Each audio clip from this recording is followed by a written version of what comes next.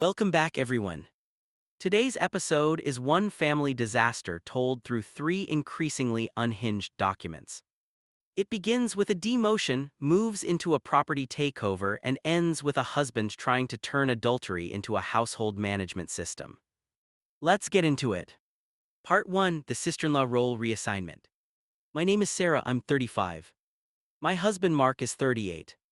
At the beginning of this story, we had been married for 9 years. We had 2 children together, Lily, who was 8, and Owen, who was 5.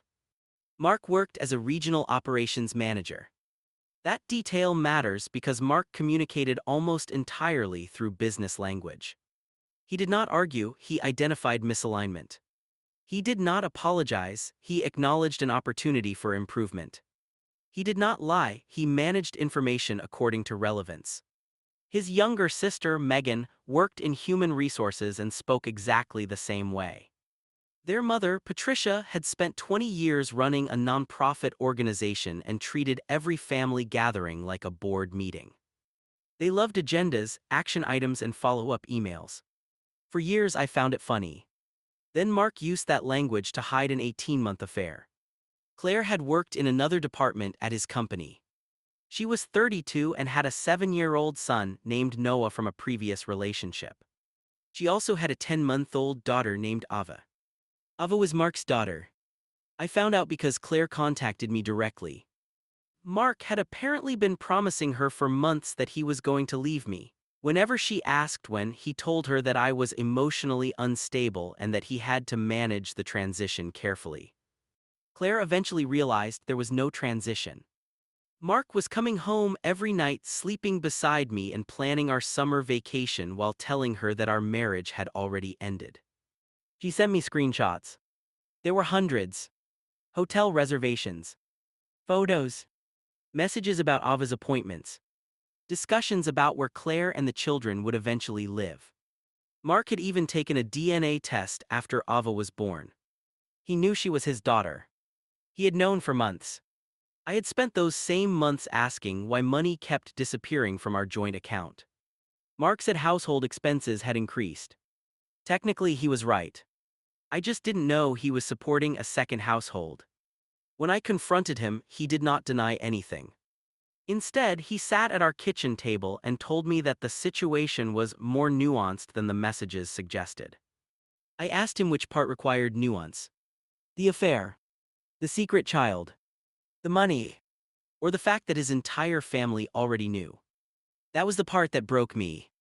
His mother and sister had known about Ava for almost 4 months. Patricia had visited Claire's apartment.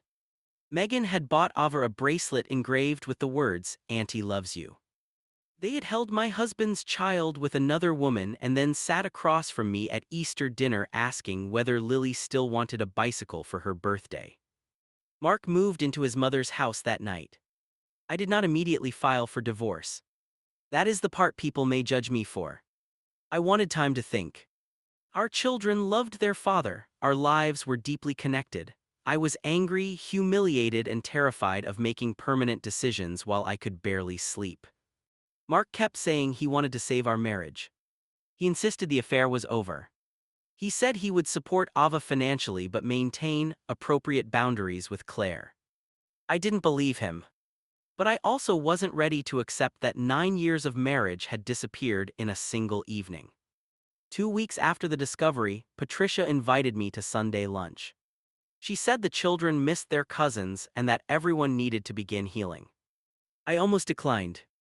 Then Lily asked whether she could see her grandmother. I told myself I could tolerate 2 hours.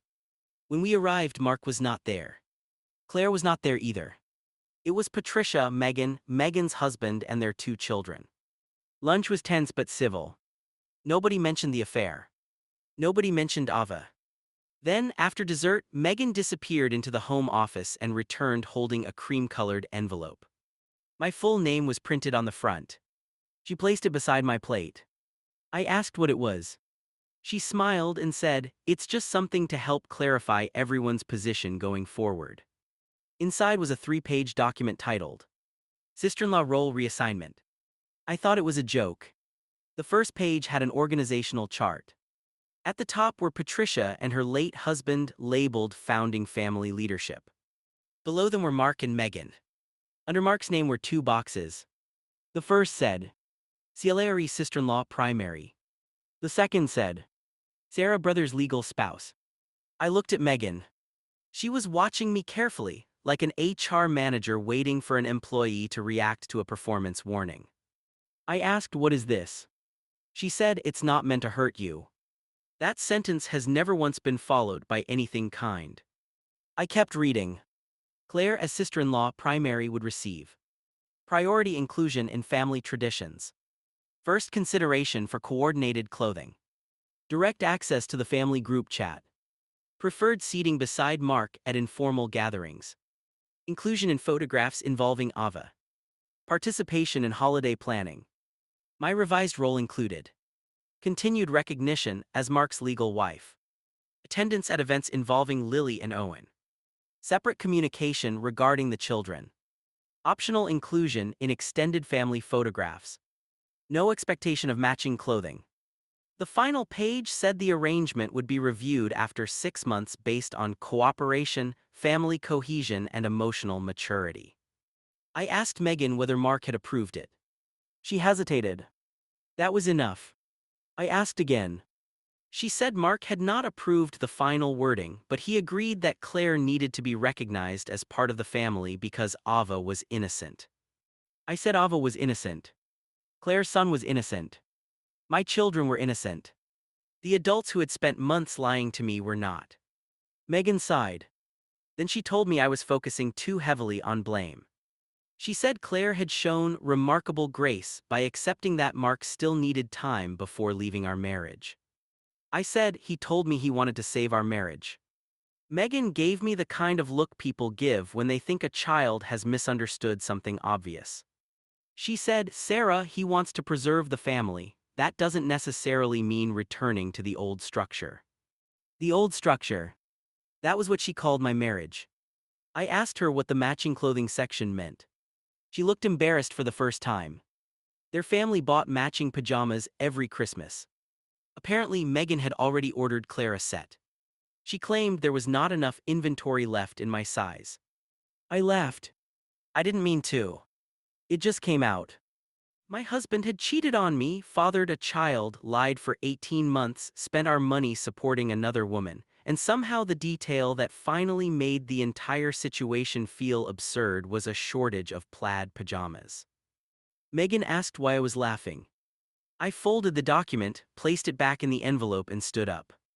I called Lily and Owen. Patricia followed me into the hallway. She said leaving would upset the children. I told her the children were already upset, they just didn't understand why. Megan said I was proving why the role clarification had been necessary. I turned around and said, you can promote Claire to whatever imaginary position you want. You cannot demote me inside my own marriage. Mark already did enough of that. Then we left. That evening, Megan sent me an email. The subject line was, follow-up role clarification discussion.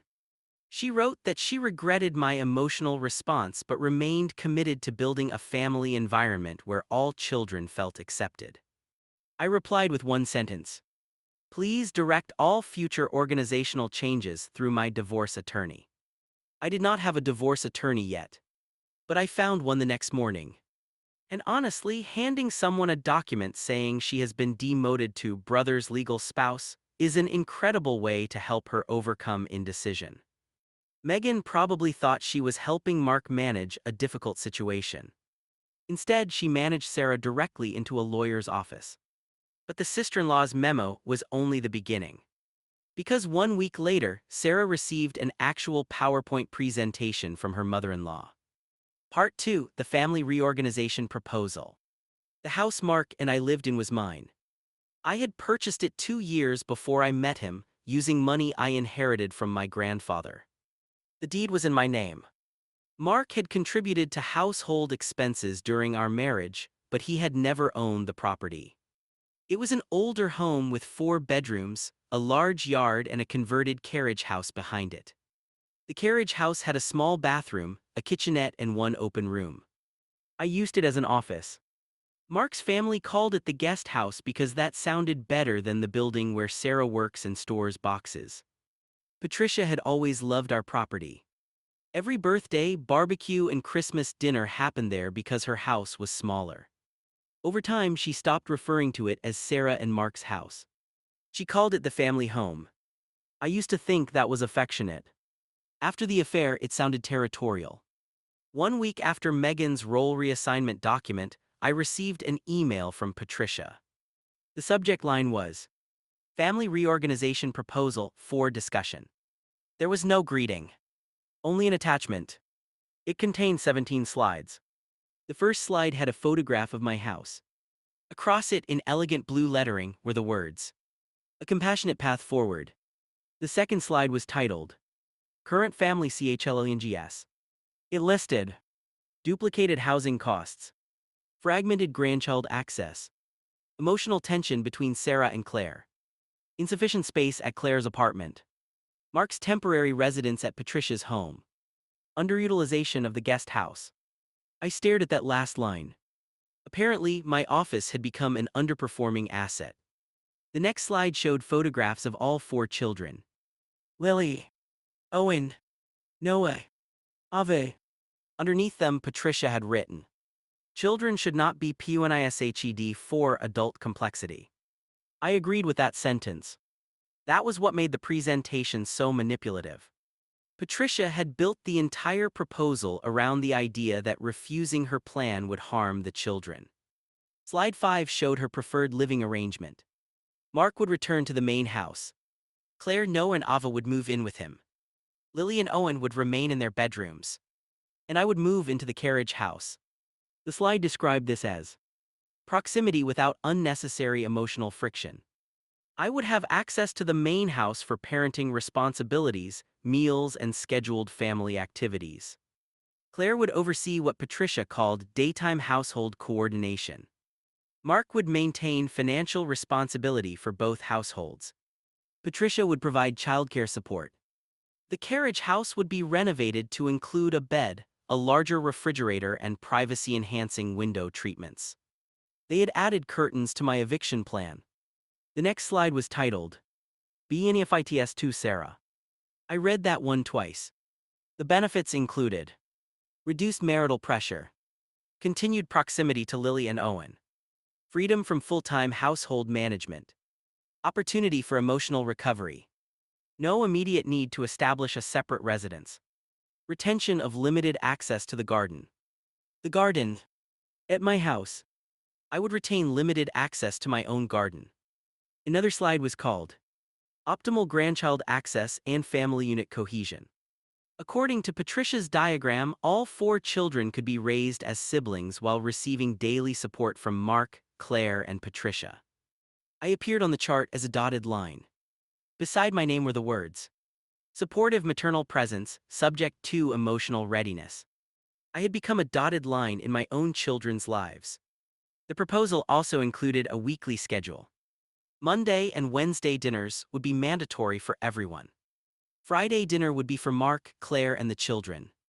I could attend Friday dinner after a 3-month stabilization period. Sunday would be a rotating family day. The presentation ended with a slide titled, What We Need from Sarah. The first bullet point said, Willingness to place children above pride. The second said, Recognition that legal ownership does not always reflect moral ownership. And the third said, Commitment to avoiding unnecessary legal action. That was the moment I understood this was not just Patricia being delusional. She knew the house belonged to me. She also knew I had spoken to an attorney.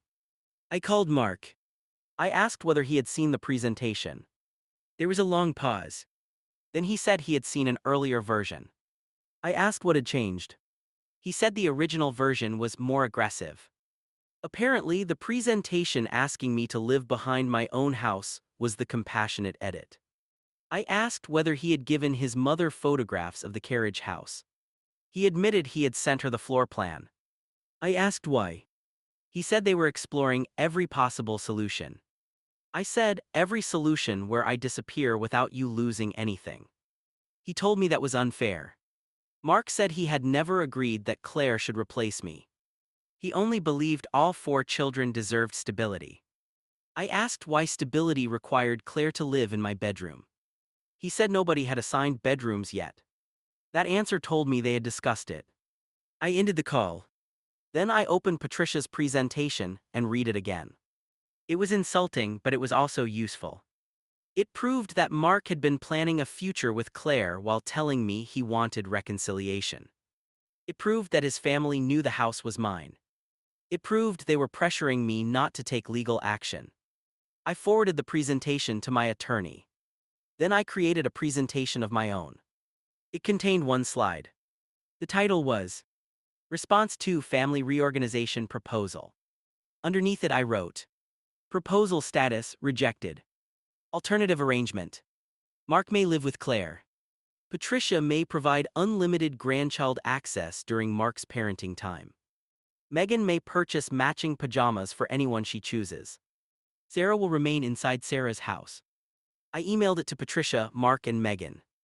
Patricia responded within 11 minutes. She said my sarcasm was disappointing. Megan said I was refusing to engage in good faith. Mark called 3 times. I did not answer. The following morning, I received a message from Claire. She said she had never seen Patricia's PowerPoint and had not agreed to move into my house. I believed her. Claire and I were not friends. She had participated in an affair with my husband for 18 months. But by that point, I understood that Mark had been lying to both of us. He had told Claire I was planning to move out. He had told me he wanted Claire out of his life except for necessary communication about Ava. He had told his mother he was trying to create one unified family. He was offering each woman a different future and waiting to see which arrangement cost him the least. Claire sent me screenshots from her conversations with Mark. In one message he wrote, Sarah will resist at first, but once she sees everyone supporting the plan, she'll understand that fighting it only isolates her. In another he wrote, the house is technically hers, but after 9 years she won't throw away the entire family structure. That sentence clarified everything. Mark did not believe I would forgive him. He believed I would surrender because leaving was inconvenient. 10 days later, he asked to speak with me in person. He said he wanted one final opportunity to present a solution without interference from his mother or sister. I agreed to meet him at the house after the children went to bed. I did not agree because I was considering reconciliation. I agreed because my attorney told me to remain calm, document everything, and avoid making decisions based only on second-hand messages. At 7:30 that evening, Mark arrived carrying his laptop. I should have known. Nobody in that family came to destroy your life empty-handed. And if a 17-slide plan to relocate someone into her own backyard sounds extreme, Mark was about to prove that his mother lacked imagination. Part 3: The Unified Household. Mark entered the kitchen and asked whether we could sit in the living room. He looked nervous but hopeful. He said he wanted me to listen to the entire proposal before reacting. I asked how long it was. He said about 20 minutes depending on discussion. I said so it's a presentation. He told me visual information would help prevent misunderstandings. Then he connected his laptop to the television. The first slide appeared. Unified household. A sustainable family model. There was a photograph of Mark standing between Claire and me. It was not a real photograph. He had taken separate pictures and placed us together. The editing was terrible. Claire and I were different sizes, standing under different lighting, while Mark smiled between us like the winner of a raffle nobody else had entered. I asked when he had made it. He said he had been working on it for several weeks. Several weeks meant before I learned about the affair. Mark began with what he called the core problem. According to him, traditional separation would produce 5 major losses. Reduced access to Lily and Owen. Reduced access to Ava. Financial strain across multiple households. Emotional damage to the children. Permanent hostility between me and Claire. I asked why permanent hostility between Claire and me was considered a major loss. He said it would make co-parenting difficult. I reminded him that Claire and I did not share children. He said we shared a family system. I wrote that phrase down. Mark noticed. He asked whether I was taking notes for my lawyer. I said please continue. The next slide showed all 4 children under a graphic of one roof. He said Lily and Owen already knew Noah from family gatherings. That was not true. They had met Noah twice, both times before I knew who Claire was. Mark had introduced Claire as a coworker going through a difficult divorce. Noah had been introduced as her son. Ava had not been present. According to Mark, living together would allow the children to develop secure sibling relationships. I asked whether Lily and Owen knew Ava was their sister. He said not yet. I asked when he planned to tell them. He said after the adults reached alignment. By adults he meant after I stopped objecting. The next slide was titled, Proposed Household Roles. Mark would be primary financial provider and family coordinator. Claire would be CHILDCARE and domestic operations lead. I would be financial administration, education and long-term planning lead. I asked why Claire's title sounded like a parent, while mine sounded like an unpaid accountant. Mark said the roles were based on our strengths. Claire worked part-time and enjoyed cooking. I handled the household finances, school enrollment, medical appointments, insurance paperwork, taxes, and savings. In other words, Claire would play with the children and make dinner. I would manage the labor nobody noticed. Mark would take credit for funding everything. I asked who would actually pay the mortgage. He reminded me there was no mortgage because the house was paid off. I asked who would pay the property taxes, maintenance, and insurance. He said those costs could continue coming from my account because they were property-related expenses. I said, so your plan is to move your girlfriend into my house while I pay to maintain it. He corrected me. Partner, he said. I asked whether he meant Claire was his partner. He said the terminology was still under discussion. Then came the bedroom slide. He had assigned Lily and Owen their existing rooms.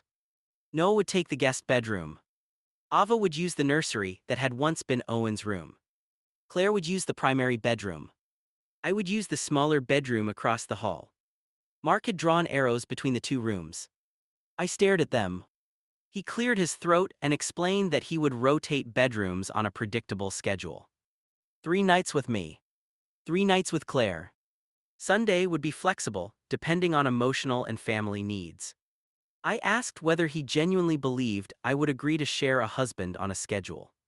He said he was not asking me to share him. He was asking both of us to recognize that the circumstances had evolved beyond conventional labels. I told him adultery was already a conventional label. He said language like that would make cooperation impossible. The next slide outlined relationship boundaries. Neither woman would criticize the other in front of the children. Neither woman would interfere with Mark's scheduled time with the other. Physical affection in shared spaces would remain moderate and respectful. New romantic partners would not be allowed. I asked why Mark could have 2 partners while Claire and I were forbidden from seeing anyone else. He said additional partners would destabilize the household. I laughed.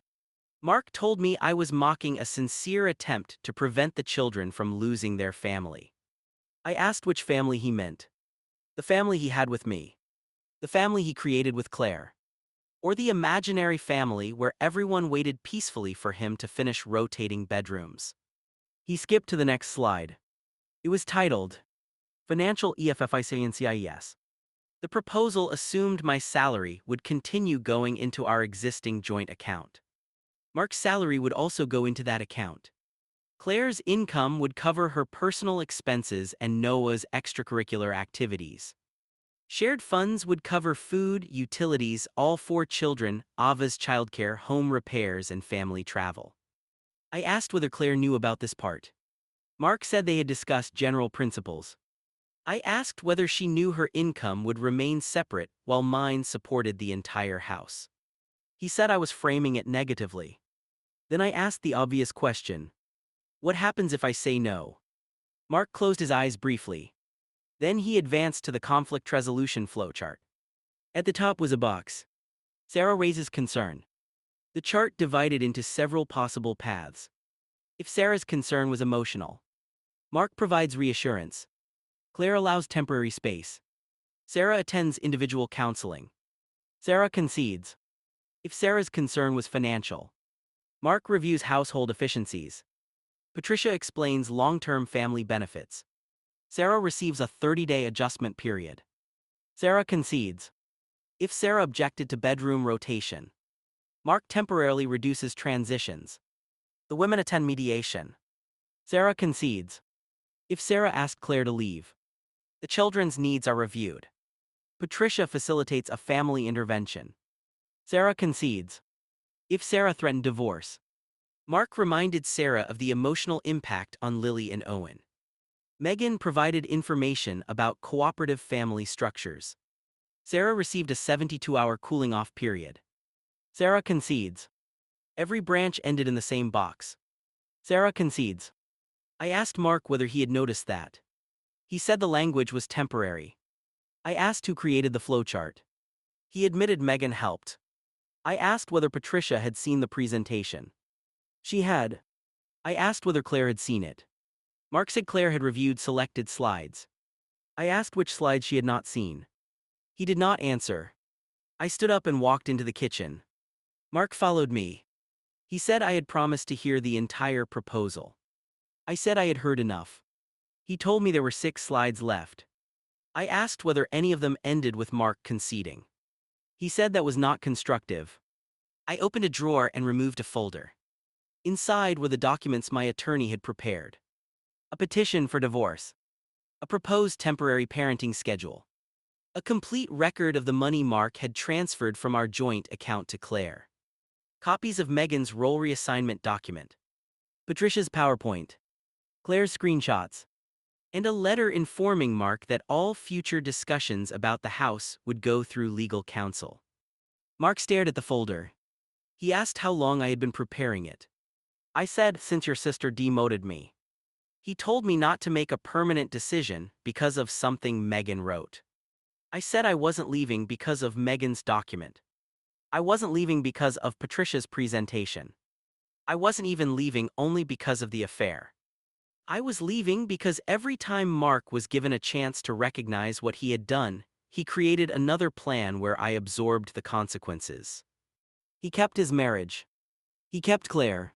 He kept access to all the children. He kept my house. He kept my income.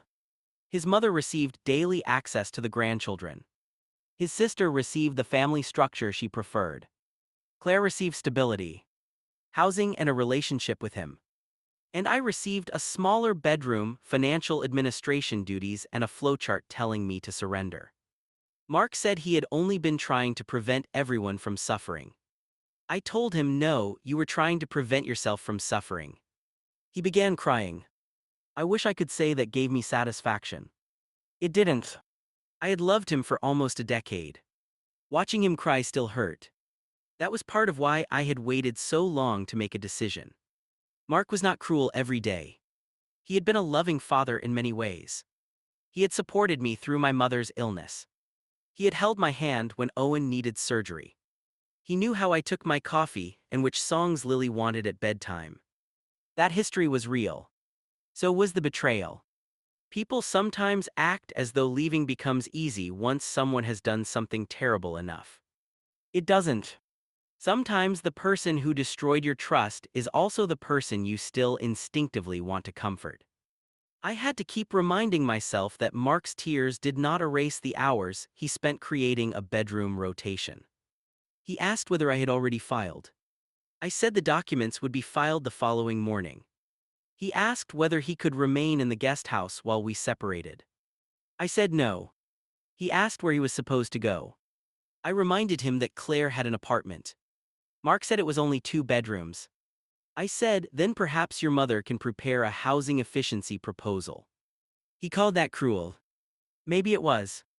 But I was tired of being the only person expected to behave gently while everyone else planned my removal. Mark packed the personal belongings he still had in the house. I did not change the locks while he was outside or throw his things into the yard. My attorney had warned me not to create unnecessary conflict. We agreed in writing on a date for him to collect the rest. After he finished, I asked him to remove his presentation from the television. He closed the laptop. Before he left, he said, "I really thought this could work." I said, "Of course you did, it gave you everything." The divorce was not instant. It was not clean. And it was not the triumphant movie ending people imagine. Mark initially argued that the money he transferred to Claire had been used to support Ava, which was partly true. My attorney separated the legitimate child support expenses from the hotel rooms, gifts, and other spending. We worked out a parenting schedule for Lily and Owen. Mark acknowledged Ava as their half-sister, and we arranged for the children to meet her gradually with professional guidance. I did not punish Ava for being born. I did not tell Lily and Owen that Claire had destroyed our family. Their father made choices. Claire made choices. Patricia and Megan made choices. The children did not. Claire and Mark moved in together for a while. From what I heard, the arrangement lasted less than 6 months. Claire had believed Mark would eventually create a normal household with her. She had not expected to become one rotating department inside a family corporation. When she realized Mark had shown me a plan that treated both women like assigned resources, she stopped viewing it as romantic. Patricia blamed me for the breakup. Megan sent one final email suggesting that my adversarial legal approach had destabilized the extended family. I did not respond. The matching Christmas pajamas arrived in family photographs that December. Claire was not wearing them. Neither was Mark. Patricia, Megan, and their children were the only ones in the picture. I spent Christmas morning in my house with Lily and Owen.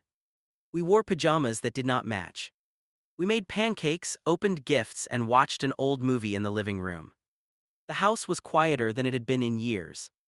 At first, the silence felt like something missing. Then it began to feel like peace. Mark's entire conflict resolution flowchart ended with "Sarah concedes." He had created a box for counseling, a box for mediation, a box for family intervention, a box for a cooling-off period. But he never created a box for the one outcome he could not imagine. Sarah leaves, and Sarah keeps the house. That, my friends, is how one woman received 3 separate documents explaining why she should surrender her role, her home, and eventually her dignity. The sister-in-law tried to demote her. The mother-in-law tried to relocate her. And the husband tried to build an entire household where every disagreement ended with her giving in. In the end, the family did achieve one successful reorganization. Sarah removed herself from the position of wife who tolerates everything and promoted herself to woman who is finally done. And honestly, that was the only role reassignment in this story that made any sense. If you enjoyed this family PowerPoint disaster, hit the like button and subscribe for more stories where controlling relatives discover that real life does not always follow their presentation slides. And let me know in the comments, which document was the worst? The sister-in-law's demotion notice, the mother-in-law's plan to take over Sarah's home, or the husband's conflict resolution flowchart where Sarah always conceded.